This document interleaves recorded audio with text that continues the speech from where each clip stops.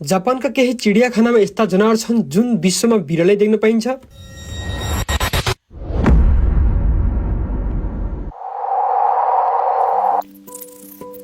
दुई घण्टाको ड्राइभ पछि हामी पुगिसकेको छौँ जापानको गुम्बाखेलमा रहेको किरियोगावाका जू।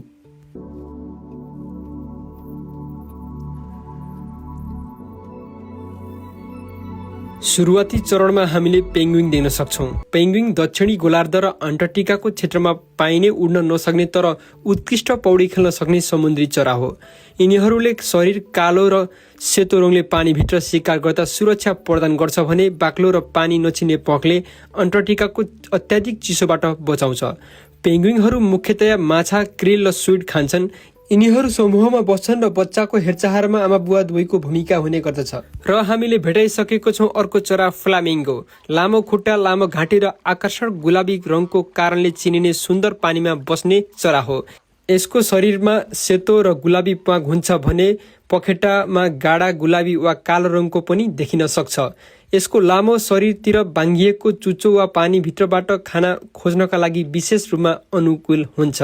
यिनीहरू प्राय ताल नदीको किनारमा बस्ने गर्दछन्। र अर्को चरा रहेको छ ग्रे क्राउन खेन। यसको नेपाली नाम हो मयूर टाउके सारस। अफ्रिकामा पाइने अत्यन्तै सुन्दर र आकर्षण चरा हो।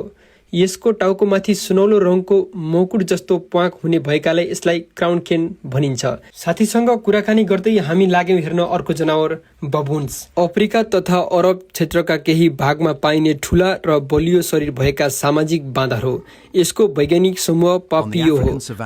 Baboons thrive in complex social groups. They are highly intelligent, foraging for fruits, seeds and insects. Together, they protect their community from danger.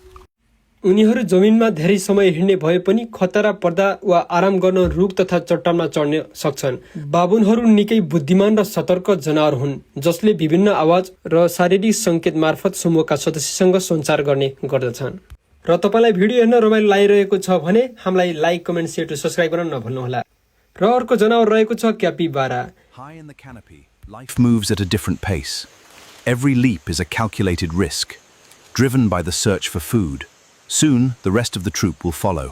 यसको विशेषता लामो र बलियो पुच्छर हुन्छ जसलाई रुखमा अड्डिन वा झुन्डिन 5औं हात जस्तै प्रयोग गर्ने गर्दछन्। यसको शरीरको लम्बाइ करिब 25 cm देखि 32 cm सम्म हुन्छ।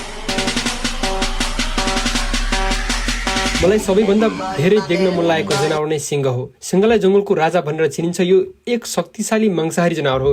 सिंह मुख्यतया अफ्रिकाको घाँसे मैदान र सवाना जंगलमा पाइन्छ। मलाई कता कता यो जनावर देख्दै गर्दा द लायन किङ मुभीको याद आइरहेको छ। राजा का समय सूरज की तरह चढ़ता है और वैसे ही ढल जाता है। एउटा वयस्क सिंहको तौल करिब 150 देखि 250 किलोग्राम सम्म हुने गर्दछ। गफगाफ र हाँसखेल गर्दै गर्दा मलाई मेरो गाउँको याद आयो। म गाउँमा हुँदा बाख्रा चराउँदै गर्दा यस्तै बाख्राहरू चराउँथे, तर यी बाख्राहरू यहाँ चिडियाखानामा राखेको देख्दा मलाई दुःख लागेर आयो। तर खैर केही छैन, ठिकै छ। हामी अब अर्को जनावरलाई इन्ट्रोड्युस गर्ने प्रयास गर्नेछौँ। यो हो बाँदर। बाँदर नेपालमा पनि अत्याधिक मात्रामा पाउने गर्दछ र हालै नेपालको संसद भवनमा पनि बाँदरलाई कसरी न्यूनीकरण गर्न सकिन्छ भन्ने कुरामा ठूलो बहस छिडेको थियो। बदल आतंक अहिलेको कृषिमा कृषकहरूको प्रमुख समस्या हो र यही बाँदरको कारण नेपालका कृषकहरू राष्ट्रिय स्वतन्त्र पार्टीदेखि असन्तुष्टि जनाइरहेका छन्। भनेको जस्तो यो बाँदरको सन्दर्भमा यो रासोपा आएपछि बाँदर आएको होइन नेपालमा। बाँदरकै अर्को प्रजाति रहेको छ ब्ल्याक स्पाइडर मंकी। यसको जापानिज नाम हो युकोरिन। युकोरिन एक पोथी हुन् जसको जन्म 1995 जनवरी 27 मा भएको हो। उहाँको सानो अनुहार, ठूला र चम्किला आँखा तथा निधारमा बाक्लो सेतो रौं रहेको छ जसले गर्दा उहाँलाई चिन्न सजिलै सकिन्छ। अन्य स्पाइडर मंकीहरू जस्तै युकोरिन पनि चलाक र फुर्तिली छिन्। उहाँ आफ्नो लामा हात खुट्टा र बलियो पुच्छरलाई 5औं हात जस्तै प्रयोग गरेर सन्तुलन बनाउन सक्षम छिन्। अर्को चरा रहेको छ ब्ल्याक कैट अथवा नेपाली नाम कालो चिल। यस जूमा यसको नाम दिएको छ बेरु। यसको शरीर गाढा खैरो वा कालो खैरो रङको हुन्छ र पखेटा लामो तथा फराकिलो हुन्छन्।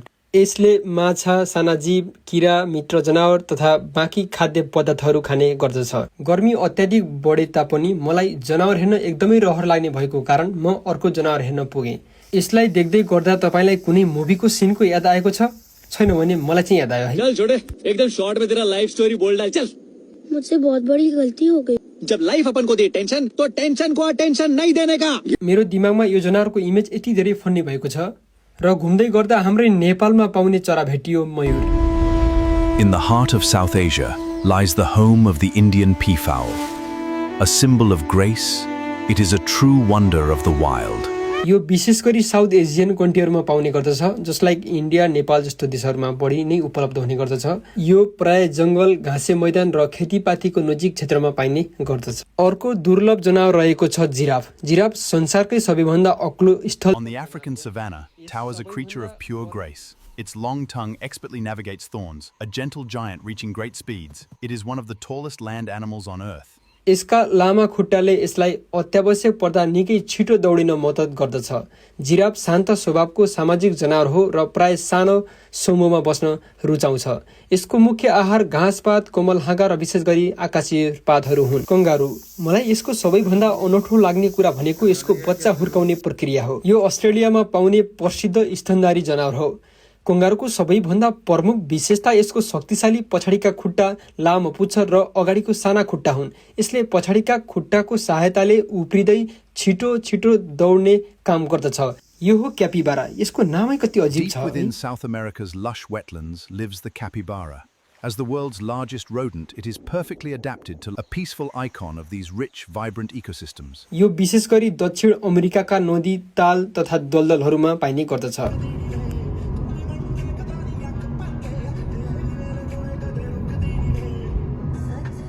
भिडियो अन्तिमसम्म हेर्ने दर्शकबिनहरूलाई धेरै धेरै धन्यवाद। तपाईलाई मेरो भिडियो कस्तो लागेको छ प्रतिक्रिया दिन नभुल्नुहोला।